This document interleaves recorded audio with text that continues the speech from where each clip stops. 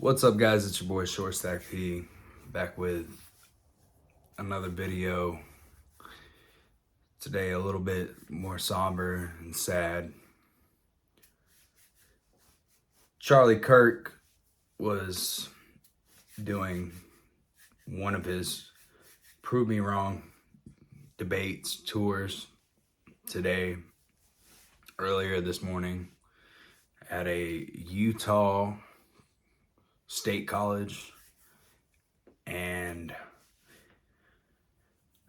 I guess within the first 20 minutes or so, it had already been going for a little bit, and I guess within the first 20 minutes or so, a gunman set up farther away than the security had patrolled or had scoped out, took a single shot, and it hit him in the neck. I'm sure a bunch of you out there have already seen the video. It's tragic. It's gut-wrenching. Words really can't explain it. The graphicness of it, even if you didn't like the man or agreed with his beliefs, religion, or politics, just the sheer graphicness of a man sitting in a chair with a microphone, a sitting still object. That's the easiest target, is a sitting still object. Have his life taken from him. And the blood rushing from his neck, and you see his body seize up. It's just truly tragic, and regardless, like I said, if you disagree with him or not, on a humane level, there's a certain amount of sadness there that can't be held back if you have any type of human empathy. It's truly horrible. And he's been doing these tours now for quite a while, and that's where a lot of people that's where I found out about him years back, is some of his debates, and just giving people a platform to discuss their belief. And a lot of time he cooks them, but he's open to hearing other people's beliefs and opinions and political views. And that's essentially all he was doing at this college campus, was just platforming different opinions or fans or anything. It was basically an open format. He does this open format type of thing, and anybody could talk, say whatever they want, and he'll say what he has to say about it. And you can kind of go back and forth. And this was basically, I guess you would call it like a sold out event. It's 25,000 people there. I don't know exactly how many. It was a huge crowd. And it turned out the way it turned out. And it's shell-shocking. It's disgusting. And overall, it's just hard to put the words together, because whenever you have violence of that nature against someone who is deemed a political guy, he's 31 years old. He's my age. And he was basically one of the front runners of how Trump got elected with the younger groups, getting younger people out to vote. Trump was very friendly with him. He's very known in the Republican Party. He has his own little group. And it can't be helped but to be perceived that it was a political targeted assassination because of his stature, of who he was, who he is, what he represents.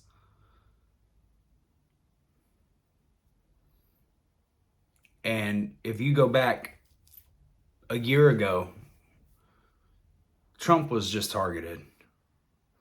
And it's all starting to seem one way.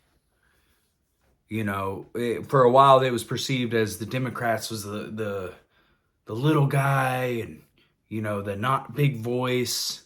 And the Republicans were big, mean, scary people. And that targeted the helpless. But never once have we taken a shot. Have we harmed another political opponent of this nature? There's just there's no scale that represents what's been going on. You have two top tier Republicans that have been shot at, and one got hit successfully this morning. And that is political violence. And if this doesn't stop here, I don't know where it will stop, because basically you're giving it an open door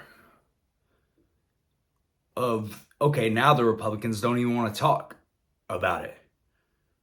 They don't want to have a discussion with the other side. Charlie Kirk, all he was trying to do was have a discussion with the other side. And he was killed for it. So now no Republican is going to want to have a discussion about anything. The other side is going to be labeled the crazy side from here on out. They're celebrating all over social media about Charlie Kirk's death. And that leaves a digital footprint. I just hope you guys know that. Whoever is celebrating and dancing on TikTok and Instagram Reels, any of that type of sort, you know, you might be young, cool, and 21 right now, but you're going to be 33 eventually, and that's going to come back to bite you in the ass. That's evil. You're an evil person if you're celebrating someone's death. Whether ideologically you didn't align with them or not.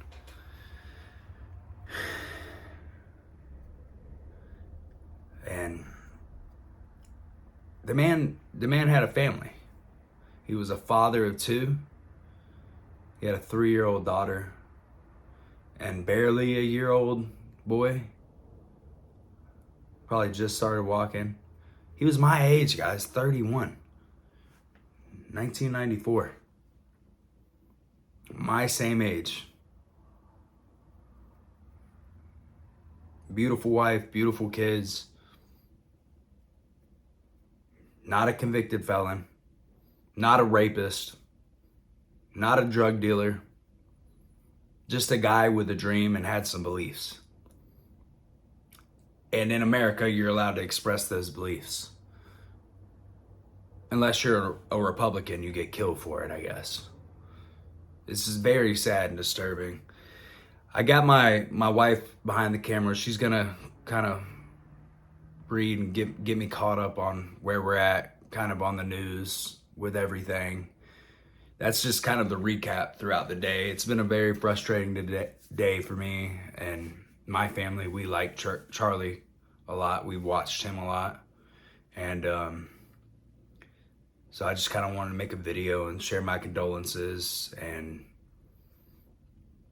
just how sad I am about the whole situation. And my wife Blake is gonna kind of run us through with where we're at with the suspected gunman and other things. Blake, I know there's been a suspected gunman that got arrested earlier in the day. What's all going on with all that? So, you know, obviously he was only up there for about 20 minutes, very large crowd, and after, I don't know 100% if this was said, but a lot of witnesses did say this, that the one guy that they did suspect and took into handcuffs and custody, apparently he said, and I'd do it again. And that's the older gentleman that we've all been seeing going around? Yes, and so obviously when they're putting him in handcuffs, he's saying, you know, I have the right to remain silent, whatever. So they came out and said that it wasn't him. He's just was being crazy. Yeah, just a crazy person. Attention. Which is insane, because I feel like at that point how is that even going through your head? Like, if that were to be me, I'd be like, I didn't do it. You got the wrong person. 100%. But you're almost like wanting it to be you, right? And that's the sickening part of it's it. very sickening. So they did come out with that a little bit later. They did say that they might have another suspect. They don't have one in custody, but I guess the FBI have come in. They're helping out, trying to figure out who exactly it is. I don't know yet. Right. I also believe that if they were to make an arrest, that they probably wouldn't announce it right away, especially with the FBI involved. But right now, it almost seems like on TikTok, you have like, you can watch 10 videos and somebody's saying it's this person, then it's this person. I don't think that they've caught who it is. Well, I think I agree with you. You know, if the FBI is saying, you know, they have a suspect, they're not saying who it is. Yeah. They're not saying that is the gunman. They can just say it's a suspect. They don't have to name him just yet. I don't think they would either. No. I don't think it'd be smart to. No, absolutely not. I think they should figure out what the hell just happened. Yeah. And honestly, if they do, I'm actually shocked that person didn't take themselves out. Because that's usually the case. And when it's situations like this, if you really do think about it, they usually do take themselves out because they don't want to weak their consequences. Right. And they'd rather just take the easy way for them because you know how they... Yeah. I can't, for sure. Air quotations, I'm not going to say the word, but that's just how they are. No, we're past the minute. They're pussies. Yeah, 100%. They want to take themselves out. And so you rather conflict harm on somebody and then take yourself. Or just take yourself out. A sitting duck. Someone that was sitting perfectly still with a microphone in his hand talking to people. And me and you had this discussion before you jumped on the camera about if you didn't even like him, why did you even go? If you're just going to get infuriated from being there and listening to whatever beliefs are different than yours, and you just don't like what he has to say, why even put yourself in that predicament of being there and getting irritated? You know, or who wakes up in the morning and is like, this is what I'm going to do today. I'm going to go here. I'm going to get irritated, and then I'm going to shoot my shot. Well, and here's the thing, though, about... I totally get that point. Like, why would you go to something that's going to make you mad? But what Charlie Kirk does is he does go to these colleges, and he is a thought-provoking, influential person. Yeah. So he comes onto these colleges to test these other intelligent young individuals, which he's young, 31, and test these young individuals' intelligence and beliefs, and to see if he can convince them otherwise. Yeah. And so a lot of those college kids on those campuses sign up for that because they believe that they are smarter than him, or that their belief is greater than his belief. And majority of the time it is Gen Z, I will say that. Yes, for sure. And that's where a lot of his clips went viral. And so I remember watching him, and we've watched him so many years, but just, you know, he's been to over 25 different campuses. Yep. I like that he likes to go there, have student engagement with them, encourage a debate, and just kind of give different points of beliefs and things like that. He never once is like, you have to believe this is the right way. No, he just wants to have a discussion, see where your head's at. Why do you think like that? Okay, what backs that up? What evidence do you have to back that up? Okay, and the majority of the time I will say, from my point of view, I think he's right. Yeah. Now, other people don't like that. I mean, we've watched clips where people just go just to talk their shit, flick them off, and just be assholes and not even want to debate with him. Nothing about a debate. They just want to say one thing and leave. 100%. Which gets your credibility nowhere on your debate. The same thing for whoever this shooter was. Whatever your belief is has zero credibility now because you just killed him over it. You didn't even want to talk about it. You just wanted to murder him. And I've been seeing this. I got to address this because it's been driving me crazy all day today. I've been seeing certain clips and videos and shorts and TikToks and reels saying that he, you know, passed away. He did pass away. But, like, if you're just clicking on it really quick and don't know the full he was murdered. He did not just pass away. Pass away could mean from a sickness that you've been sick for a while, natural causes, you were old age, you passed away. It was smooth. He was murdered. He did not pass away. This wasn't natural. He probably woke up at 4 a.m. this morning, was feeling fine, went to whatever college campus he was at in Utah at probably around 7 or 8, and then later on he was murdered. He didn't pass away. It's been driving me crazy that they're saying he passed away. Yeah, like he to was kind of assassinated. to downplay it, you know what I mean? I know. The TikTok, he passed away, unfortunately. And then there's other clips right now going on. MSNBC saying that his rhetoric with his harmful thoughts and harmful words can lead to harmful actions. So what else did he expect? They said that out loud. So what else did he expect to happen? Wow. There's such a thing called an asshole, and that's what I can't even fucking think of the reporter's name. And him to just say that on it's national television, MSNBC. Yeah, that's crazy. That's an asshole. Like, what the fuck are you talking about? To dude? even speak ill of the dead like that, and to say that man had his head on right. He was a God-fearing man. Yes. He was Good husband. A family man. And they're going to talk like that as if he deserved it. He had it Yeah. coming. That's insane. There's me and my wife, we were talking about this. We're from Florida. We're from Podunk, middle of nowhere. I grew up super southern. So did my wife. We always have our head on a swivel. That's just how we were raised. Everywhere we go, we're always looking for an exit. I always have several firearms on me. So does my wife. We were just in the movie theaters the other day, and we hadn't been in years to sit in a movie theater. And I'm not a famous person, but I'm already worried about my family's health and safety just in public. This man is a high-level, top-tier Republican, but not a politician. He, for sure leans to the Republican side and caters towards those viewpoints, for sure. But he's top tier, and he's going to these college campuses where thousands of people are. And if you talk to or listen to anybody that knows him and whatnot, like he wasn't worried about this type of stuff happening because he believed in discussion. He believed in talking points out. He didn't believe in violence.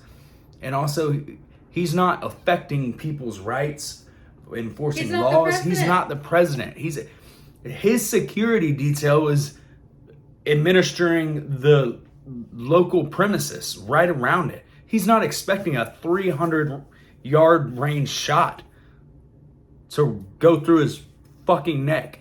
That's what kills me. Nobody in his caliber. He's not the president. The president would have a sniper on every rooftop within 1,000 yards of him. He is not. So no, Charlie Kirk would not expect this to happen. You fucking imbecile. It crushes me. Like I don't know. What do you got to say on that? It just crushes me. Well, talking back to the movie thing, bringing that up is, when we're sitting there and I'm like, oh, do you have, your firearm on you? Where's the closest exit? Things like that. That shouldn't even be a thought in our mind just going to the movies. And you're right. We're not famous people or anything like that. It's not like we're going to be targeted. But it's just crazy to me that that's the first thought in our mind. And then going back to him, he's not the president. You're right. And these people constantly think that he's the one out here making these laws, or no. Right. He's just speaking his belief on the laws, on his political views, on his Christianity. It just blows my mind that you're going to take out somebody who just believes. And to that point, though, that's what I was trying to convey is just like small town people like us, we have no relevance of how Charlie Kirk had relevance, and we're always in fear for our life. Charlie Kirk is on a world stage platform where he has millions of followers, and he's out there just trying to have a conversation, not in fear for his life, because he doesn't think there's a reason to be fearful. He's having a conversation. He wants to have a conversation, and he gets murdered. It's unbelievable. It literally makes no sense. No. I've been in shock all day over it. That man was a father of two, had a wife, has parents. It's a truly sad story, and unfortunately, there is going to be more to come of this, because now the left side is acting crazier, posting these weird celebrations of him being dead. National television is saying, well, what do you expect? So inhumane. It's dark times. It's very dark times. And I just hope you guys don't want to play that game tit for tat and, not want to have discussions anymore. Because how I always perceived it is the Republican was always the big, bad, strong, scary man, and y'all were the little man. You had to shoot us while we were standing still, sitting with a microphone in our hand. So what happens when we don't want to talk anymore? What happens when we are the big, scary, bad guys? I hope that's not a reality anybody has to face.